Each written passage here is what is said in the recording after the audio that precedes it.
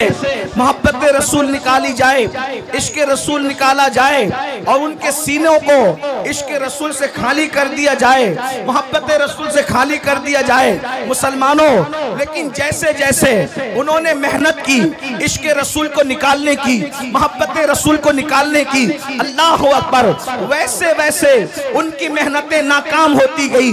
वो रसूलुल्लाह से दूर करने के लिए तरह तरह के मंसूबे बनाते रहे, तरह तरह की साजिशें करते रहे, लेकिन उनकी हर साजिश नाकाम होती रही। उसकी वजह यह थी कि जब भी वो साजिशें करते अल्लाह के रसूल से दूर करने के लिए, 900 साल पुरानी बात है, हमारे उलमा, हमारे मशाइख, हमारे मुकर्रिरीन जब देखते कि इस्लाम का दुश्मन जो है अल्लाह के नबी से दूर करने के लिए जो है वो माज़अल्लाह कोशिशें कर रहा है, काविशें कर रहा है, तो वो पूरी मेहनत, अल्लाह अकबर, सर से लेकर पैर तक के पूरी मेहनत झोंक देते ताकि लोगों के दिलों में मोहब्बत रसूल पैदा हो, इश्क रसूल पैदा हो, अज़मत रसूल पैदा हो।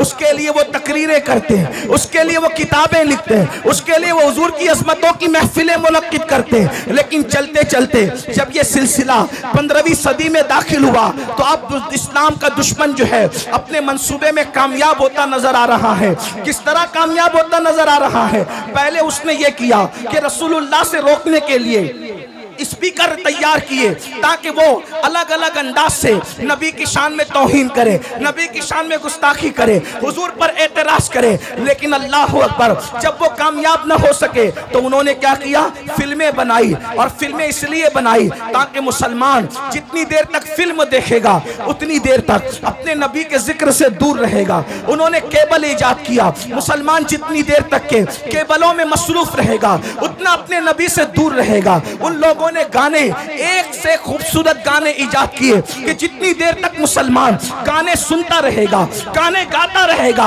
अपने आका के जुल्फ और रुखसार के तस्करे से दूर रहेगा। अल्लाह अकबर। उन्होंने हमारे दरमियान, अल्लाह अकबर, 15वीं सदी आते आते गंदी फिल्में इजाद कर दी। और ये तो इतनी खतरनाक है, इंटरनेट का ये जंगल इतना भयानक और खतरनाक है, इससे शायद ही कोई बच सकता है, बल्कि वही बच सकता है जिसको अल्लाह बचा ले।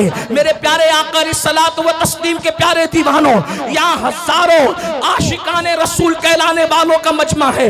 मैं आपसे पूछना चाहता हूँ, थोड़ा अपने आप में डूब करके सोचो।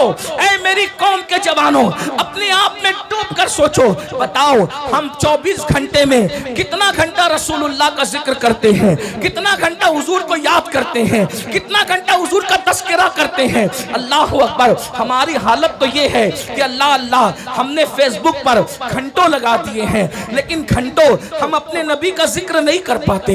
हम गानों में बहुत बड़ा वक्त लगा देते हैं, लेकिन उतना वक्त रसूलुल्लाह के जिक्र में नहीं लगा पाते। अब आप मुझे बताएं, जिसका बाप, अब तवज्जो से सुनना, जिसका बाप अल्लाह के नबी से दूर हो जाए उसके बेटे को रसूलुल्लाह से कौन करीब कर सकता है? जिसकी माँ नबी से दूर हो जाए, अल्लाह अकबर, उसके बेटे को नबी से कौन करीब कर सकता है? बड़ी माजरत के साथ ये हजारों का मजमा देख करके हम आपको दुआ तो दे जा रहे हैं, लेकिन हमारे सीने ठंडे नहीं होते, हमारे कलेजे ठंडे नहीं होते। उसकी वजह यह है कि आजकल बड़ी माजरत के साथ हमारे मुकर्रिर लोग, नातखा लोग, नाजिम लोग, पीर साहब लोग, महफिल सजाने वाले लोग खुश हो रहे। क्यों खुश हो रहे? हजारों आ गए। मैं कहता हूँ भाइयों, ये लोग दिल बहलाने आए, ज्यादातर लोग दिल बहलाने आए हैं। वजह, हाँ, कल तक के फिल्म देखकर दिल बहलाते थे, कहा चलो थोड़ा सा वक्त तो मौलाना लोगों से दिल बहला लेंगे, क्या बोलते हैं चलो देखते हैं। इसलिए कि अगर ये अमल के लिए आते, अगर ये अमल के लिए आते तो कौम में इनकलाब पैदा हो चुका होता। इसलिए कि रोजाना जलसे हो रहे हैं, रोजाना तकरीर हो रही है, मुकर्रिर लोग तकरीर करते करते बेचारे इंतकाल कर जा रहे हैं, लेकिन कौम है कि बदलने का नाम नहीं लेती। लेकिन मुझे उम्मीद है हम मायूस नहीं हैं, नहीं इकबाल मायूस अपनी किश्ते वीरा से, नहीं इकबाल मायूस अपनी किश्ते वीरा से, जरा नम हो तो ये मट्टी बड़ी जरखेज है साकी। मेरे भाइयों, अपने दिलों में मोहब्बत रसूल का चिराग जलाओ, अपने सीनों में इश्क रसूल की शमा जलाओ और अपने आप को आशिक रसूल बनाओ। उसकी वजह यह है कि जब तुम्हारे सीने में मोहब्बत रसूल होगी, इश्क रसूल होगा, इंशाअल्लाह दुनिया की कोई ताकत ताकत आपको ज़ेर नहीं कर सकती, दुनिया की कोई ताकत आपको रुस्वा नहीं कर सकती कि आप नहीं देखते। अल्लाह अकबर। वो अरब के बोरिया नशीन, जब तक उनके सीनों में इश्क रसूल नहीं था, तवज्जो फरमाए, अरब के वो बोरिया नशीन जब तक उनके सीनों में इश्क रसूल नहीं था, वो ऊंट और बकरियों के पीछे चला करते थे। लेकिन जब से मेरे नबी का इश्क सीने में पैदा हुआ, जमाना उनके पीछे चलता है, वो कौमों के आगे। जिंदाबाद।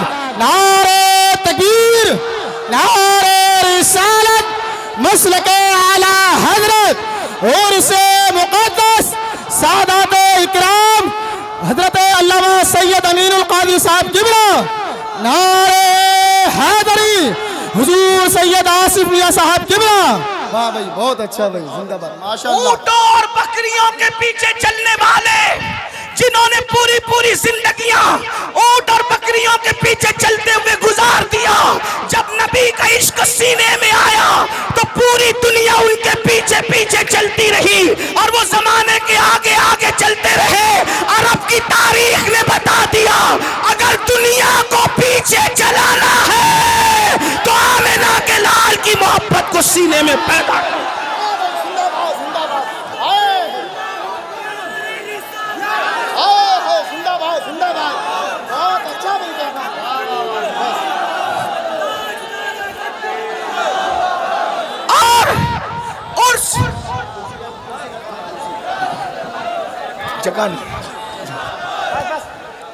और से मुकद्दस की इस महफिल में मैं आपको पैगाम दे रहा हूं, हथियार उठाकर लोगों को अपने पीछे नहीं चलाया जा सकता, लेकिन सीने में इश्क़ मुस्तफा सजाकर सारी दुनिया को अपने पीछे चलाया जा सकता है। बल्कि वल्लाह इश्क वाला इतना ऊपर जाता है, इतना ऊपर जाता है, इतना ऊपर जाता है कि काबे की छत तलवों में नजर आती है और बिलाल काबे की छत पे है।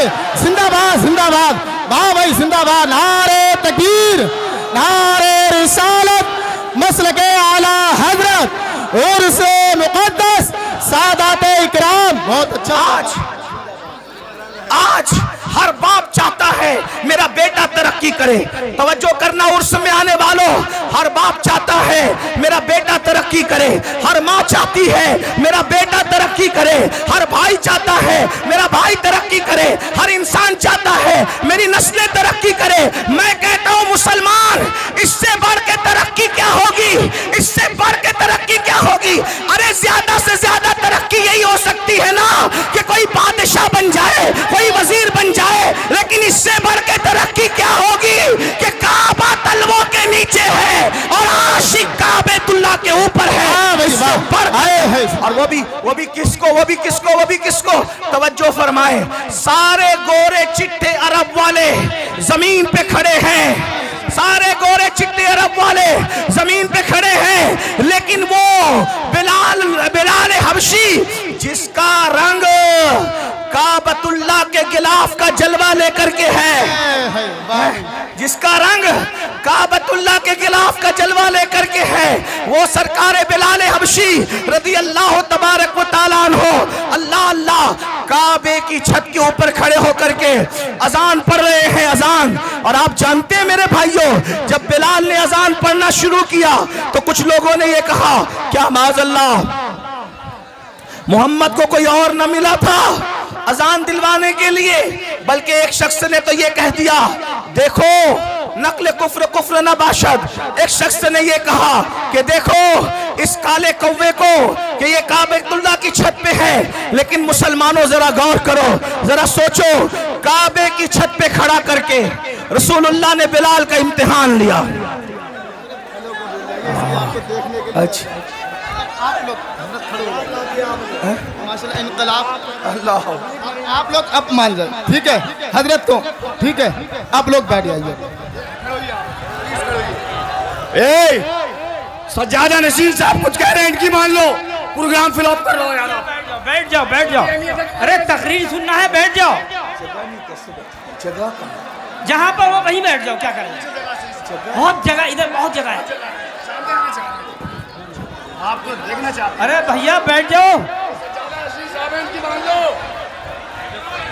सज्जादा नशीन साहब ये गुजारिश कर रहे हैं, बैठ जाओ, तकरीर होने दो ठीक से यार। भाई ऐसे ही सुन लो, मगर सुन तो लो।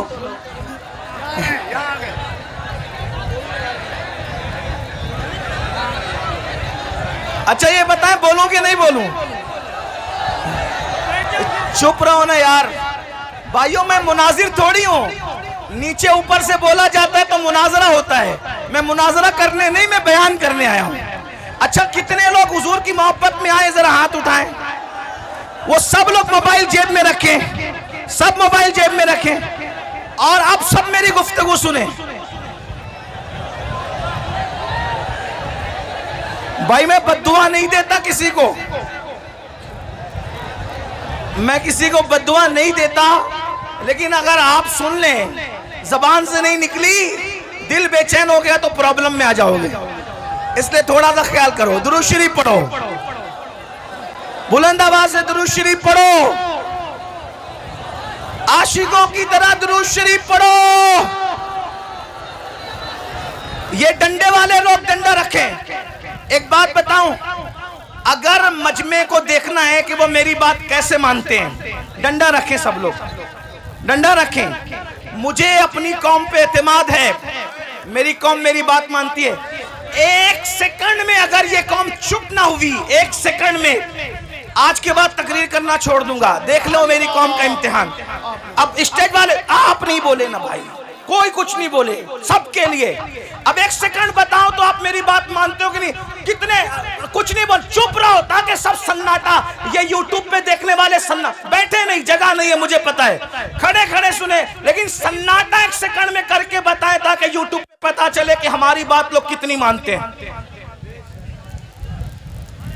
देख लिया, ये मोहब्बत की जबान। हाँ, अब वो सब ऐसे ही रहेंगे। मैं भी खड़ा हूं, अब मेरी आदत टूट गई है खड़े होकर तकरीर करने की, कि मैं पहले खड़े होकर बोलता था, अब खड़े होकर बोलता हूं तो ज्यादा देर तक नहीं बोल पाता, लेकिन चले आपके लिए खड़ा रहता हूं। अब सुनिए, अब कोई कुछ बोलेगा, कोई कुछ बोलेगा? बोल तो रहे हो, अब नहीं बोलेंगे। बोलेंगे तो क्या बोलेंगे? बोलो क्या बोलेंगे? अब बात लंबी नहीं, बस 10-15 मिनट सुन लो, बस सुने। हर इंसान चाहता है मेरी औलाद तरक्की करे। इससे बड़ी कोई तरक्की है कि काबा तलवों के नीचे है और बिलाल काबे के ऊपर है। इससे बड़ी कोई तरक्की है? और उसके बाद अब जरा गौर से सुनना, तवज्जो से, बहुत ध्यान से, बहुत ध्यान से। बहुत कीमती पॉइंट आ गया, हो सकता मैं इसी पे बात खत्म कर दूं। बहुत कीमती पॉइंट आ गया, तवज्जो से सुनना। अहले मिंबर की भी दुआएं चाहता हूं, मालूमात में इजाफा नहीं कर सकूंगा, लेकिन दुआ चाहता हूं।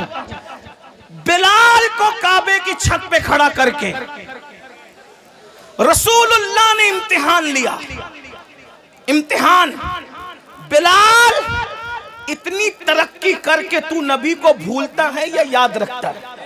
तवज्जो, ध्यान देना, तवज्जो दें, गौर करें। शायद इसे बात पूरी कर दूंगा, इसलिए कि आपने शोर बहुत किया, लेकिन थोड़ी मैं जो पैगाम देने आया तो वो दे करके मैं चला जाऊंगा। फिर आगे आपका प्रोग्राम चलता रहेगा, मुझे एयरपोर्ट पहुंचना है, और अगर मैं नहीं पहुंचूंगा तो मेरा कल का प्रोग्राम मुतासिर होगा। आपने वक्त ज़ाय किया, वो आप समझें, लेकिन मेरा मेरा मेरा मेरा काम मैं पूरा कर रहा हूं। तवज्जो करना, पैगाम 2 मिनट में भी दिया जा सकता है और पैगाम के लिए 2 घंटे भी चाहिए, ठीक है?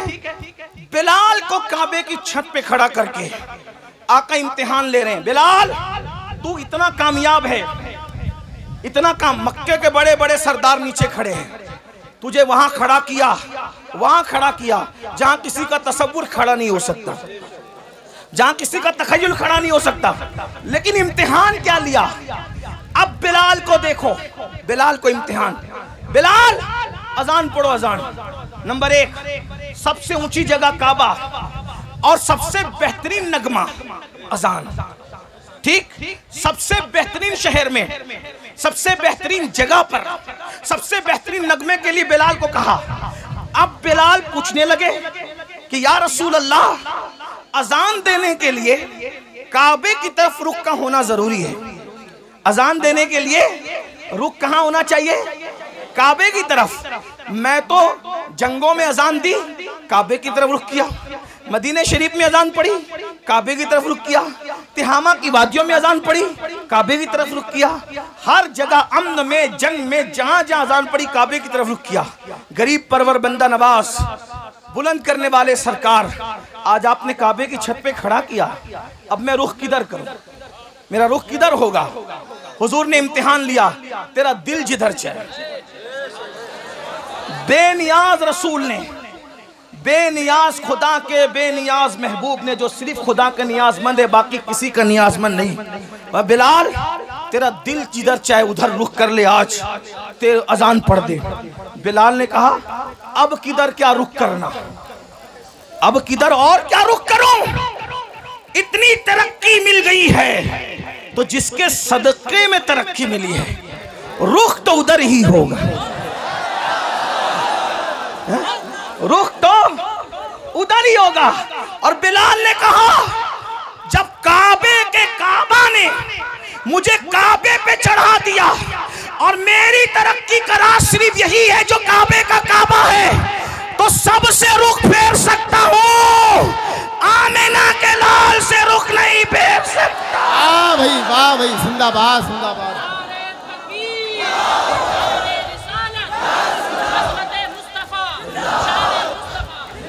अब इसमें दो बातें सुन ले। उससे हुआ क्या?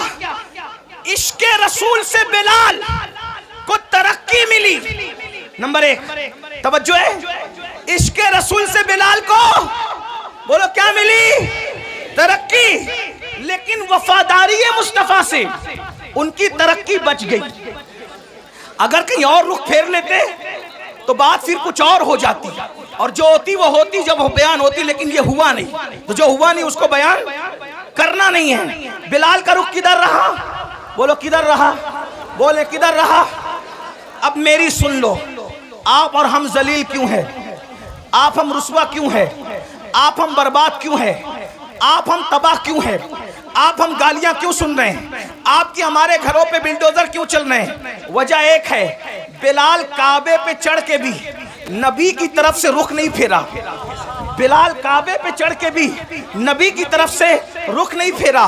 और तुम डॉक्टर बनने के बाद नबी से रुख फेर लिए, इंजीनियर बनने के बाद नबी से रुख फेर लिया, मालदार बनने के बाद नबी से रुख फेर लिया, 3 टाइम का अच्छा खाना खाने के बाद नबी से रुख फेर लिया, कीमती कपड़े पहनने के बाद नबी से रुख फेर लिया। बताओ, वो काबे पे चढ़ के इतने ऊंचे पे भी नबी को नहीं भूले, और हम इन सारी गंदगियों के अंदर, गुनाहों की गंदगियों के अंदर अपने नबी को भूल गए, और माल की मोहब्बत में, कपड़ों की मोहब्बत में, डिग्रियों की मोहब्बत में, तिजारतों की मोहब्बत में अपने नबी से हमने अपना रुख फेर लिया। तो नबी से जो रुख फेरता है तो उसका क्या होता है? जिससे जो नबी से रुख फेर लेता है, खुदा की रहमतें उससे अपना मुंह फेर लिया करती है। अब पता चला मेरे आका अलैहिस्सलाम के दीवानों, बिलाल तो काबे पे खड़े होकर भी नबी को भूलना नहीं चाहते, और हम नबी पाक को भूल गए। बताओ, हम नबी पाक को कहाँ याद करते हैं? हम गाने तो गाते हैं, नात नहीं पढ़ते, 3 घंटे की फिल्म तो देखते हैं, हुजूर की सीरत नहीं पढ़ते। मेरे भाइयों, हमारे नबी से बड़ा अजमत वाला कोई है? हमारे नबी से बड़ा बुजुर्ग कोई है? हमारे नबी से आला कोई है? हमारे नबी से अफजल कोई है? अल्लाह की मखलूक में भाइयों उन जैसा कोई है ही नहीं। अल्लाह की मखलूक में उन जैसा कोई है ही नहीं। आपको बताऊं, ये सारे नबी नबी होकर भी हमारे नबी के उम्मती है। सारे नबी होकर भी हमारे नबी के उम्मती है। और साथ में क्या, जो निस्बत उम्मती को नबी से हुआ करती है, जो निस्बत उम्मती को नबी से हुआ करती है, वो निस्बत सारे नबियों को मेरे नबी से है। यानी सारे उम्मती किसके नियाजमंद होते हैं? अपने नबी के। तो ये सारे अंबिया जो हैं वो किसके नियाजमंद हैं? मेरे नबी के। बल्कि जमीन के ऊपर ही नहीं, मैदान महशर में भी सबको अगर नियाजमंदी की तमन्ना होगी तो रसूलुल्लाह की निगाह रहमत की तमन्ना होगी। मेरे इमाम तो ये कहते हैं, उस दिन खलील भी तमन्ना कर रहे होंगे कि काश ये आमिना के लाल की नजर मुझ पर पड़ जाए। और मेरे इमाम यूं कहते हैं, वो जहन्नम में गया जो उनसे मुस्तगनी हुआ, वो जहन्नम में गया जो उनसे मुस्तगनी हुआ। है खलीलुल्लाह को हाजत रसूलुल्लाह की, बस पैगाम यही देना था। आज हम रसूलुल्लाह से दूर हुए हैं, रुसवाई का सबब यही है, जिल्लत का सबब यही है। हमारे बच्चे, उनका ईमान और अकीदा हम महफूज ना रख सकेंगे अगर हम हुजूर से लोगों को जोड़ने में नाकाम रहे। मेरे भाइयों, इसलिए इस उर्स का पैगाम यह है, अपने बच्चों के सीनों में इश्क रसूल पैदा करो। खुद के सीनों में पैदा होगा तो बच्चों के सीने में, माएँ और बहनें मौजूद हैं, अपने बच्चों के सीने में इश्क रसूल पैदा। और कैसा इश्क रसूल, अगर आप सुनने के लिए मूड में हैं तो मैं एक बात आपको सुनाऊं। कैसा इश्क रसूल? हमारा इश्क रसूल ये है कि अगर अस्सलातु खैरुम मिनन नौम बोलकर हमें मस्जिद बुलाया जाए तो इश्क रसूल हमारा इतना कमजोर है कि हमारा इश्क हमें मोहल्ले की मस्जिद में भी नहीं ले जाता। आपकी तवज्जो, बहुत अहम नुक्ते पे गुफ्तगू आती है और इसी पे शायद खत्म होती है। आपने सुनने के लिए हिम्मत दिखाई तो मैं भी कुछ बोलने के लिए हिम्मत दिखा रहा हूं, वरना मैं तो खत्म ही कर रहा था। तवज्जो है आपकी। अजान की आवाज सुनकर जो मोहल्ले की मस्जिद तक ना ले जा सके, इतना कमजोर इश्क, फिर वो जन्नत में क्या ले जा सके? असल में इश्क कमजोर नहीं होता, आशिक कमजोर होता। हाँ, जो इतना कमजोर आशिक हो कि वो अजान की आवाज सुन के मोहल्ले की मस्जिद तक न जा सके, वो कभी भी जन्नत तक उसका इश्क उसको नहीं ले जाएगा। कहा किसका इश्क जन्नत तक ले जाएगा? मैंने कहा वो जो नबी की आवाज को सुनकर, नबी की आवाज तो नबी की आवाज है, बल्कि नबी जिसको मुकर्रर कर दे आवाज देने के लिए, वो उस आवाज को सुनकर पहली रात की दुल्हन को छोड़कर मस्जिद नहीं आता, बल्कि सर कटाने के लिए मैदान में आ जाता है। देख रहे?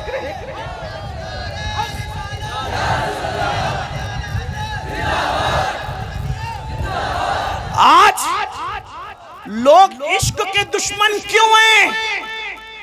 तवज्जो, लोग इश्क के दुश्मन क्यों हैं? जानते हैं जिस दिन तुम आशिक बनोगे कोई टिक नहीं सकेगा, क्योंकि उकाब के बराबर में चिड़िए और कौवे उड़ ही नहीं सकते। उकाब के बराबर में, उकाब देखा है, शाहीन, बास, उकाब के बराबर में चिड़िया और कौवे उड़ ही नहीं सकते, क्योंकि वो बहुत ऊंचा उड़ता है। तो लोग चाहते हैं कि उकाब न बनने पाए, इसीलिए लोग इश्क के दुश्मन हैं। हर फिल्म का उन्वान इश्क, हर सीरियल का उन्वान इश्क, हर गाने का उन्वान इश्क। आपसे पूछता हूं, ये इश्क नहीं है, ये इश्क से हटाने का एक जाल है। जैसे अगर आपने कभी मछली का शिकार किया हो या चूहे को मारने के लिए पिंजरा रखा हो, तो मछेरे क्या करते हैं? हमारे यहाँ उसको सिद्दूड़ कहते हैं। सिद्दूड़, आपके यहाँ क्या कहते हैं नहीं पता। एक छोटा सा नहीं, एक कीड़ा होता है, बहुत बारीक सा पतला सा कीड़ा होता है, गेसा, गेसा कहते हैं हमारे, उनको सिद्दूड़ कहते हैं। वो मछली को बहुत पसंद है, तो क्या करते हैं पता है? मछली को पसंद है तो वो सिद्दूड़ लगाकर, गेसा लगाकर कि हम तुझे खिला रहे हैं, मगर वो खिलाते नहीं हैं। उसके पीछे एक नोकीला वो होता है, हाँ, वो आता है चारा खाने, मछलियां आती है चारा खाने, लेकिन उसके हलक में वो कांटा फंसता है और मछली से हमेशा के लिए दरिया छूट जाता है। यही है ना, बहुत कीमती बात है। जाय करना है, आप जाय करो टांडा वालों, आपकी मर्जी है। हम जैसे फकीर बहुत दिनों तक आपको इस तरह जगा न सकेंगे, इसलिए कि जिंदगी का भरोसा क्या है, कौन रहे कितने दिन। लेकिन याद रखना, हम रहे न रहे, हमारी ये सदाए बाज़गश्त तुम्हें कयामत तक बेचैन और मुस्तरिब करती रहेगी। तो तरीका क्या है? वो घेसा लगा करके कांटा चुबाया जाता है और हमेशा के लिए मछली से दरिया छुड़वा दिया जाता है। और बताओ, जब मछली दरिया से दूर हो जाती है, वो तो आई थी खाने के लिए, क्या जिंदा रह पाती है? क्या इज्जत से रह पाती है? अरे जब तक दरिया में थी, दरिया की रानी थी मछली। जब तक दरिया में थी, दरिया की रानी थी, दरिया उसकी मिल्कियत थी, वो दरिया काजिम सरमाया थी, उसका कोई कुछ बिगाड़ नहीं सकता था। लेकिन वो बुरा और घिसे का उसके लालच में आई, कांटा चुबा, अब तड़प रही है। पहला काम दरिया छूटने पर तड़प रही है, दूसरा काम मर गई है, तीसरा काम बाजार में बेची गई है, चौथा काम जलील उसको खरीद रहे हैं। तवज्जो करें, मछली ने एक काम किया, दरिया छूटा, किसकी लालच में? हिस्से की लालच में। दरिया छूटा, मरी, जलीलों के रुस्वाओं के हाथों बिकी, बिकने के बाद छुरे से कटी, कटने के बाद टुकड़े टुकड़े हुई, टुकड़े टुकड़े होने के बाद जली, जलने के बाद हर नापाक और पाक के मुंह में आई और दांतों तले पिसी, और पिसने के बाद पेट में गई। अब मेरी ज़बान अदब खामोश है, लेकिन कहूंगा जरूर, अगर समझ सको तो। जब पेट में गई तो नापाकी बनी। ये मेरे दिल का दर्द है, कोई समझ सकता है तो समझ ले, इस पे बात भी कर दूंगा। तवज्जो, बहुत तवज्जो, बहुत तवज्जो। जल की रानी मछली, मलकाए दरिया, गंदगी और फुजले में बदली कैसे? कैसे बदली? उसके बुरे दिन कैसे आए अच्छे दिन की बजाय? तवज्जो, अच्छे दिन की बजाय मछली के बुरे। कहां तो वो दरिया की रानी थी, कोई उसको कुछ कर नहीं सकता था। बोलो, काम किसने बिगाड़ा?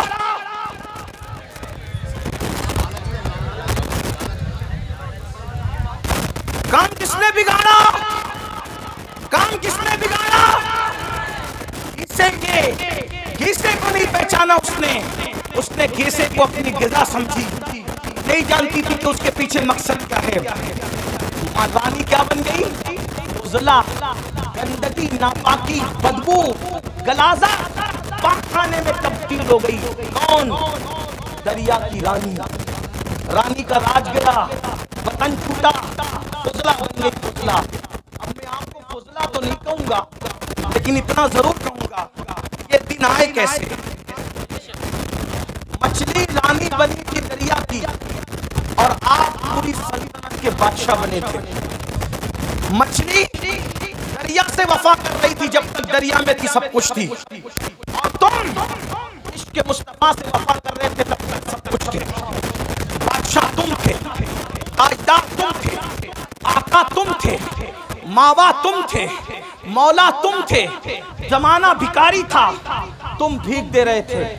जमाना शागिर्द था, तुम उस्ताद बने हुए थे। तुम्हारे घरों में अब्बे दादे नौकरियां कर रहे थे, जो आज इतरा रहे हैं। अब्बे दादे नौकरियां कर रहे थे, जो आज इतरा रहे हैं, जो आज आप पे हंस रहे हैं।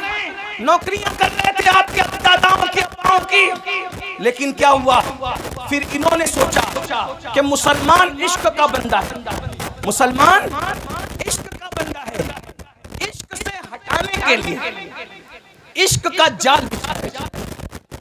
ठीक जैसे मछली को दरिया से निकालने का, अगर डायरेक्ट कांटा डालते तो निकाल पाते नहीं, तो डायरेक्ट अगर ज़िना, पाप, जुआ और शराब का कांटा डालते, कोई मुसलमान नहीं जाता। मुझे यकीन है मेरी कौम जितनी भी नीचे सतह पे चली जाए, वो कभी नबी के गद्दार नहीं हो सकते। कोई मुसलमान नबी का गद्दार कभी नहीं हो सकता। लेकिन जैसे मछली को घीसे से फंसाया, वैसे तुमको किससे फंसाया? इश्क के बंदे हो, इश्क सामने लाया, इश्क सामने लाया। लेकिन मुकाबले में नाम तो इश्क का था, लेकिन वो इश्क न था। क्यों? इसलिए कि इश्क उसको कहते हैं। इश्क किसको कहते हैं समझ? इश्क उसको कहते हैं जो गुमनाम को शोहरत अता करता है। इश्क उसको कहते हैं जो बदनाम को नेकनाम बनाता है। इश्क उसको कहते हैं जो बिगड़े हुए को सुधार देता है। इश्क उसको कहते हैं जो बगदाद का मैखाना छुड़ाकर मक्के के खुदा खाने तक ले जाता है। इश्क उसको कहते हैं जो यतीमों का माल नहीं छिनवाता बल्कि यतीमों के सर पे हाथ फिरवाता है। इश्क उसको कहते हैं जो मंसूर को मिल जाए तो अपने जमाने के वलियों का इमाम बनता है। अगर साबिर को मिल जाए वो अपना जनाजा खुद पढ़ाता है। अगर बाकी बिल्ला को मिल जाए तो वो नान भाइयों को भी बाकी बिल्लाइयत का मजहर बनाता नजर आता है। हाँ, इश्क अगर मुजद्दिद अल-फसानी को मिल जाए तो वो जमाने का अल्लाहु अकबर इमामुल हुदा बनता नजर आता है। अकबर के फितने को धूल चिठाता नजर आता है। इश्क उवैस को मिल जाए तो वो शुतुरबान जो है इतना बुलंद हो जाता है। इश्क वाला कितना बुलंद होता है कि सब नबी से दुआ करवाते हैं और नबी उवैस के पास अपने सहाबा को भेजकर कहते हैं जाओ मेरे उवैस को कहना कि मेरी उम्मत के लिए दुआ कर दे। नबी जिससे दुआ करवा रहे हो वो आशिक है। नबी जिससे दुआ करवा रहे हो वो आशिक है। याद रखिए ये जो इश्क का घिसा डाला गया इश्क नहीं था, क्योंकि ये जिस इश्क की बात कर रहे हैं इसमें तो आदमी जानी बन रहा है, इसमें तो आदमी शराबी बन रहा है, इसमें तो आदमी जुआरी बन रहा है, इसमें तो आदमी माँ बाप का नाफरमान बन रहा है, इसमें तो लड़कियों को लेके भाग रहा है। आशिक लड़की लेके कभी नहीं भाग सकता और जो आशिक होगा वो लड़की लेके नहीं भागेगा और जो लड़की लेके भागेगा वो आवारा गुंडा तो हो सकता है, आशिक नहीं हो सकता। उसकी वजह बताऊं, हमारे यहाँ आशिक का दूसरा नाम मजनू है। अल्लाह अकबर। लेकिन मजनू ने पूरी जिंदगी लैला को बालिग होने के बाद कभी देखा नहीं। किसी ने पूछा मजनू लैला डरता तो है लेकिन लैला को देखा क्यों नहीं है? अरे जो महबूब की इज्जत को तार-तार कर दे वो आशिक कैसे हो सकता है?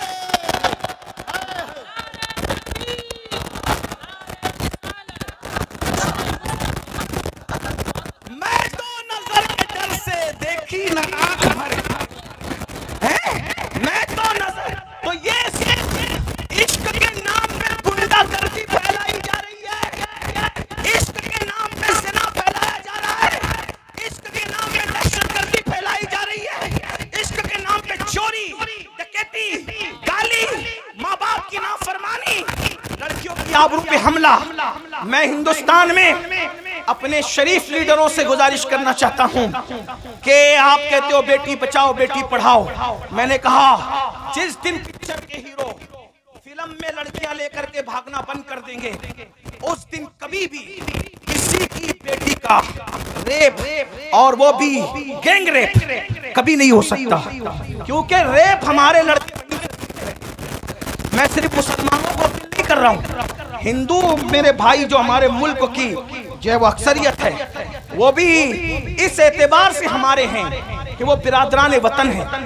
हमें जहाँ अपने बच्चों का ख्याल है हमें उनका भी ख्याल है। क्यों? इसलिए कि पड़ोस अगर नशे में होगा तो एक दीवार फलांग करके नशा हमारे घर में भी आ सकता है।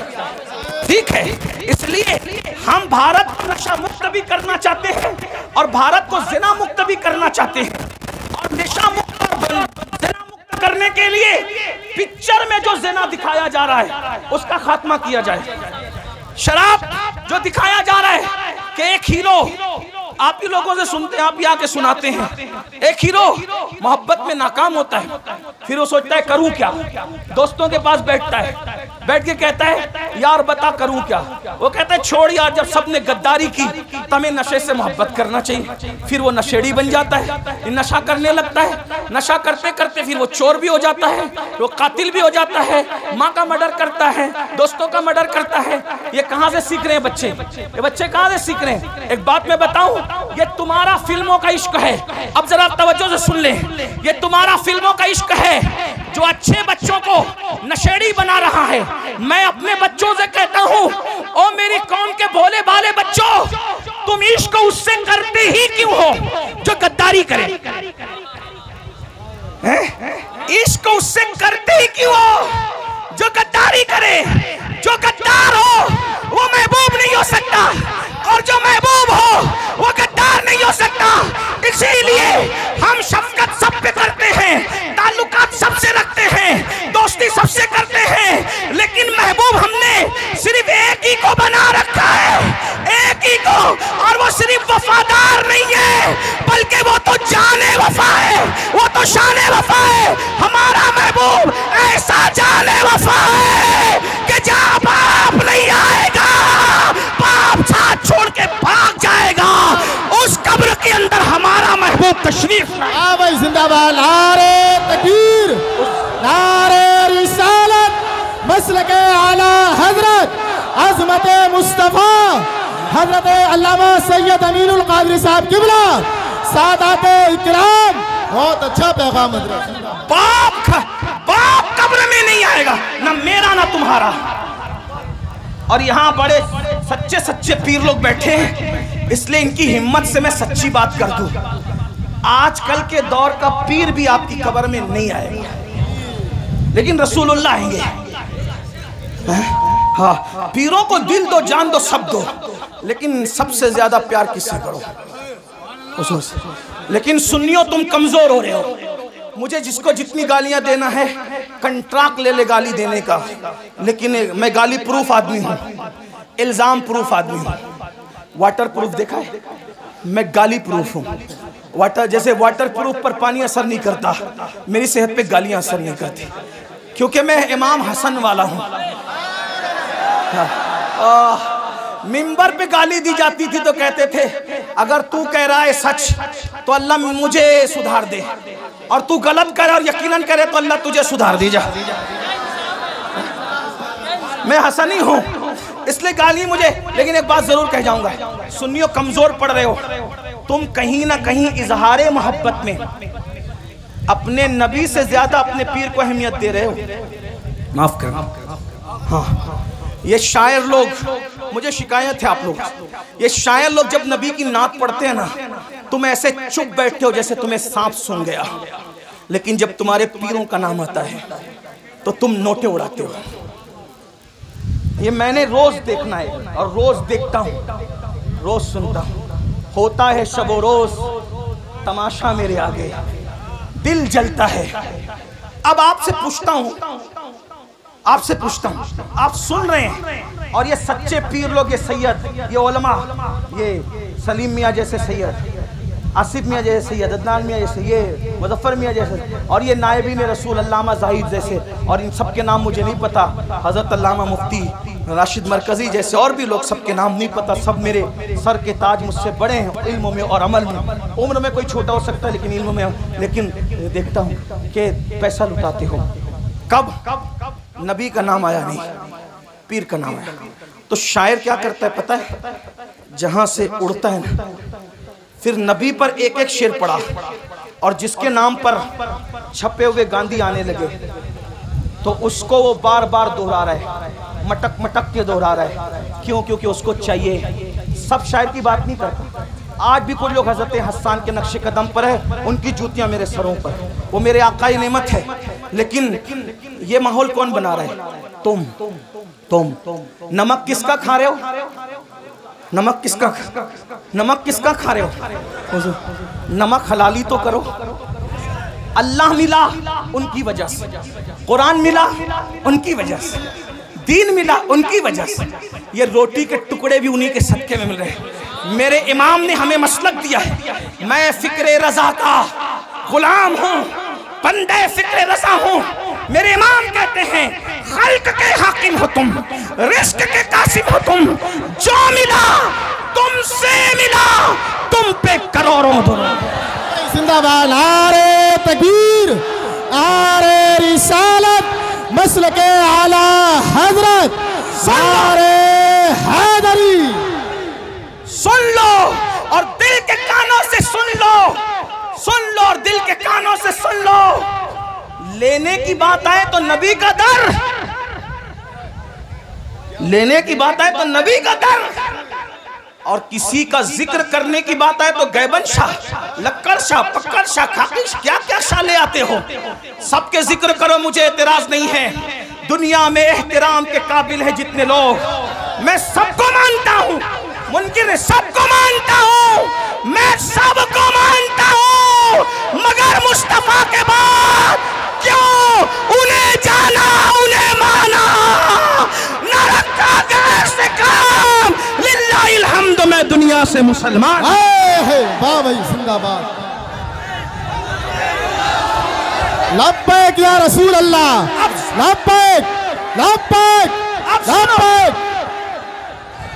अब सुनो मेरी बात सुनो, अब सुनो। अगर नारा लगाना है ना, जब हुजूर की अजमत का ऐलान हो तो एक नारा लगा दो, सब नारे सिमट आएंगे। वो है कौन सा? मोहम्मद हमारे, बुलंद आवाज से मोहम्मद हमारे, मोहम्मद हमारे।